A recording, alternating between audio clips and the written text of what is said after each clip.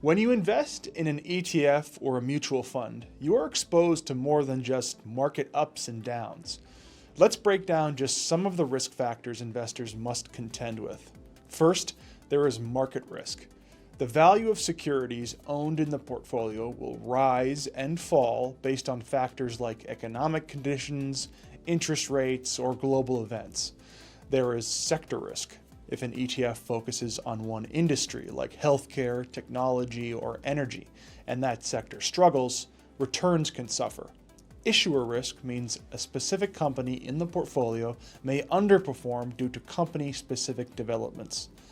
Interest rate risk matters especially for income-focused strategies.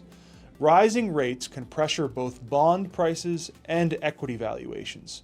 There's also liquidity risk. In volatile markets, it may be harder to buy or sell securities at desired prices.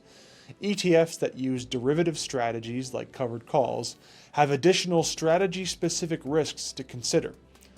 Beyond that, investors must contend with regulatory risk, tax risk, global financial disruptions, even cybersecurity risk can impact returns. The key takeaway? Risk comes in many forms. Understanding those forms can help you make more informed investment decisions going forward. For additional insights on risk factors, have a read of our prospectus online, which provides more information.